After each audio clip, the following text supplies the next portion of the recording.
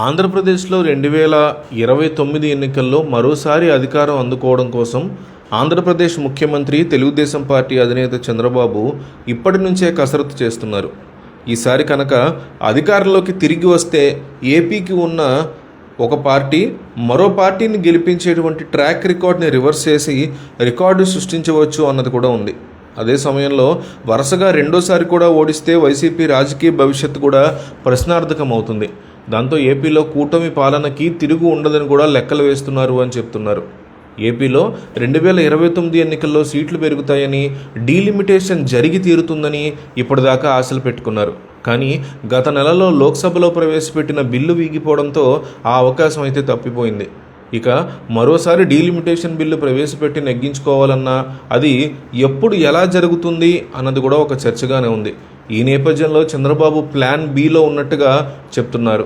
ఆంధ్రప్రదేశ్ విభజన చట్టం ప్రకారం చూస్తే తెలంగాణలోకి ఏపీకి చెరో 50 సీట్లు అదనంగా పెంచాలని స్పష్టంగా ఉంది.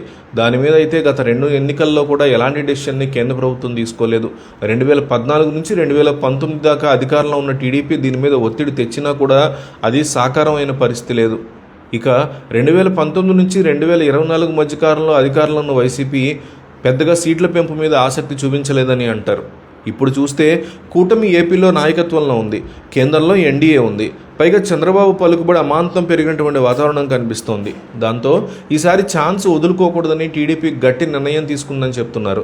వచ్చే ఎన్నికల్లో 2 తెలుగు రాష్ట్రాల్లో గెలవాలని చూస్తున్న బీజేపీకి కూడా ఈ సీట్ల పెంపు లాభమే అని చెప్తున్నారు. పైగా తెలంగాణలోనూ ఎన్డీఏ విస్తరించాలని కేంద్ర బీజేపీ నేతలు భావిస్తున్నారని చెప్తున్నారు. నరేంద్ర మోడీ తాజా హైదరాబాద్ పర్యటన నేపథ్యంలో చంద్రబాబు, పవన్ కళ్యాణ్ని కలిసి మరీ ప్రత్యేకంగా మాట్లాడడంతో తెలుగు రాష్ట్రాల మీద కేంద్రానికి ఎన్నో ఆశలు ఉన్నాయని అర్థమవుతోంది. ఇక ఏపీలో 175 సీట్లు కనుక 225గా మారితే కూటమిదే 2029 ఎన్నికల్లో పైచేయ అవకాశాలు ఖచ్చితంగా ఉంటాయి. అది ఎలా అంటే అధికారంలో ఉన్న పార్టీ డీలిమిటేషన్ చేసుకునే వీలుంటుంది. దాంతో ఎక్కడికక్కడ పునర్విభజన జరుగుతుంది. ఆ మేరకు అధికార పార్టీకి అది అనుకూలిస్తుంది. అంతేకాదు మరో 50 సీట్లు పెరిగితే కనుక కూటమి పార్టీల్లోని ఆశావాహులకి ఎలాంటి ఇబ్బంది లేకుండా సీట్లని సర్దుబాటు చేసేందుకు ఆస్కారం ఉంటుంది. దాంతో ఎలాంటి అసంతృప్తి వ్యక్తమయ్యే సీన్ ఉండదు. అంతా కలిసి ఎన్నికలకి ఒకటే మాటగా నిలిచి సమాయత్తం అవుతారు. అదే వైసీపీకి చూస్తే పెరిగిన సీట్ల వల్ల ఇబ్బందులు వస్తాయి అంటున్నారు. దాంతోపాటు కూటమిలో అసంతృప్తి కనుక చెలరేగిపోతే అది ఆ పార్టీకి మరింత ఇబ్బంది అవుతుంది అంటున్నారు. మొత్తానికి మోడీ బాబు ప్రతిపాదనని ఓకే అనేందుకు అవకాశాలు ఎక్కువగా ఉన్నాయని, దీంతో జగన్కి చాలా పెద్ద రాజకీయంగా నష్టం జరిగే అవకాశం ఉందని, మోడీ నిర్ణయం తీసుకుంటే ఇది జగన్ నెత్తిన పిడిగే అంటోంది టీడీపీ అనుకూల మీడియా.